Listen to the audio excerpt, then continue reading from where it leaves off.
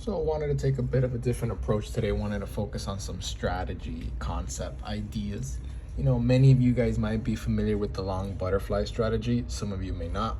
But basically, it's where you buy a of a debit spread, sell a credit spread.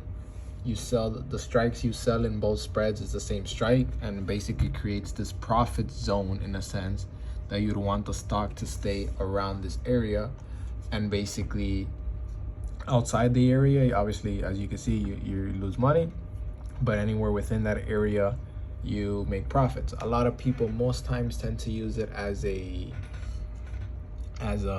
very neutral type of trade, more like where the current stock price is, and so then they expect the stock to stay with currently where it's at, and then they structure a butterfly around the current price of the stock, just again assuming like it's a neutral. But you could also use it as a very directional trade as well, which could be actually a very interesting way of playing it, which is kind of what I wanted to focus on today. So I'll just focus on like two little butterflies that I did today. One of them was actually on BABA, and my concepts, at least what I'm looking at when I'm structuring these like directional butterflies, which could offer like a much better payout per se, let's say, than an outright debit spread, and it also could give it to you from a much cheaper price than an outright debit spread. So for example, here in BABA, for example, what I was looking at in here was, as you could kind of see, I mean, apologies for this is just a little alert that I have in case the trade doesn't go as planned. But basically, as you can see here, we have kind of like this double bottom. You could argue it's kind of a double bottom. What kind of caught my eye was the fact that RSI was a bit higher on the second bottom than the first one. Kind of a bullish divergence. Whoever follows Alexander Elder as well, I'm a big fan of Alexander Elder and his books on TA, so that kind of caught my eye. And aside from that, we had this high here, and then we have some Fibonacci's that I drew from the swing high to like a swing low right here. And then this one's the 38, the 250, the 50% fib, and the 61% fib. So I was like looking at, hey, maybe we eventually, with this divergence, we possibly could get a pullback, at least to the moving averages, or at least to this high here. The moving averages kind of also falls in line where the 38.2% fib is. So I wanted to structure a type of zone around this 240, 250-ish area in case we do get that move in BABA, right? So when I see something in the charts that kind of gives me a zone, and that I'm not really targeting a specific area, but rather a zone, that kind of gives me the indication of, hey, maybe I would want to do a butterfly in this sucker, right? Instead of like an outright call option or an outright call spread, So what I was looking at here, again, I was kind of looking at the 240, 250 zone, and then see what I could structure there.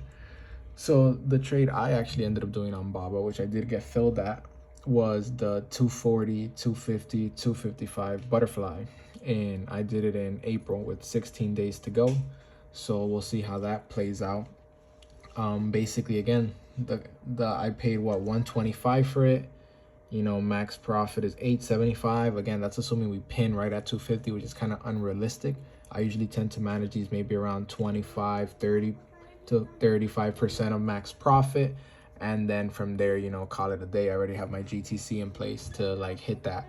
And so basically, as we can see here, the outright debit spread for 240, 250 was trading for like $1.40. By me selling this additional call spread on the 240, 250, then that I get that kind of, at the moment, I got filled earlier in the day. It was trading for $1.25. It was actually trading for like $1.30, and I put it like 5 cents lower. And then now it's actually at $1.07. So it's actually at a better price now. And you were able to reduce your debit in a sense of like from 140 to like a dollar, let's argue. So you like saving yourself an extra 40 cents. Some might argue, oh, hey, that's not worth it. For me, I was like, hey, you know what? Anything cheaper that still gives me the long exposure and the long deltas, why not do it? So that's one play specifically I did, for example, in BABA. Another one that I actually did today as well, which is in ROKU. See how these turns out. So in ROKU, I was kind of looking at something similar. In this case, as we could see from here, we're kind of in this we've been having a little rally, sort of. We're in this little mini uptrend. We could actually break lower or not. At the moment, ROKU was a bit higher than where it actually closed on the day. So at that point in time, we've been ranging around this 360-ish area around here for the past few days, but the trend line's been holding. So I was thinking the same concept. Hey, eventually maybe we get a pullback to the moving averages at least, and create a zone there to this pullback. There's also this little gap fill that still hasn't filled yet in Roku, so that would be interesting eventually when it fills it. But anyways, step by step, didn't want to get my head of myself too much. I was like, hey, let's start off with just creating maybe a little zone around the moving averages, around the 20 or 50 moving average. The 20 is the aqua, the 50 is the purple. If you can see right here from the video, the 20 EMA is like around that 390, 389, and the 50 is around 405.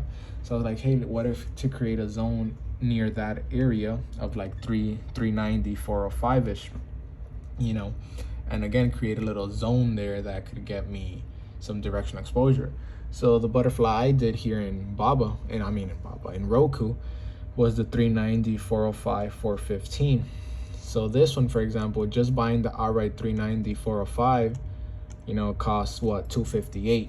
If I wasn't really in the mood to drop 258 for a spread with just 24 days. So I was like, hey, what's a better way to still get it cheaper, but still gives me the long exposure and a nice payout if I'm still right?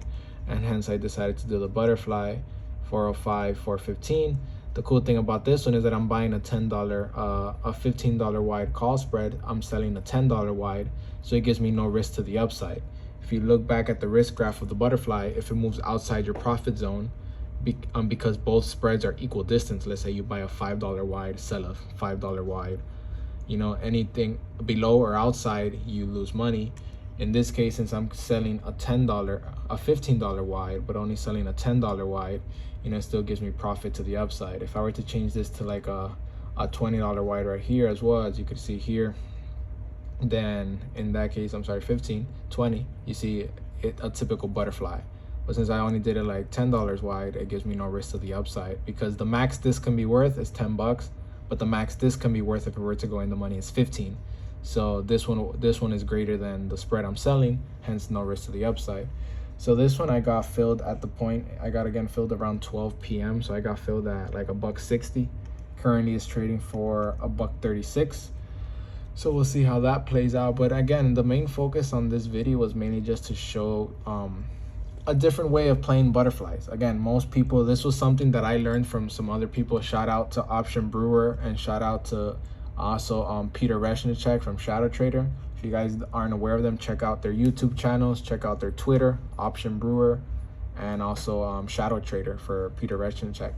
Kind of like I learned a lot from them and their concepts of like butterflies using more as a directional play, because butterflies was something I never really looked at much, and I kind of used it myself as like mainly as a neutral trade, maybe not necessarily an outright long put butterfly or long call butterfly, but I would tend to play them more from like an iron butterfly, which is basically the same risk graph as this.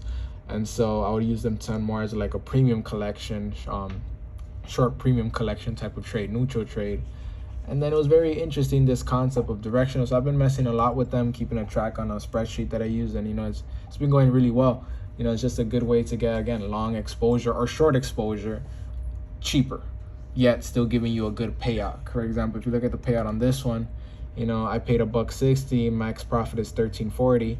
Again, assuming it pins right here, which is unrealistic, but taking what, 20 to 30 to 40% max profit gives me maybe what, $3-4. I could do the math for you guys right here quickly. So let's say $13.40, let's say times 30. So that's, $13.40 times 0.3. So that's $402 in profit, let's say, risking $1.60.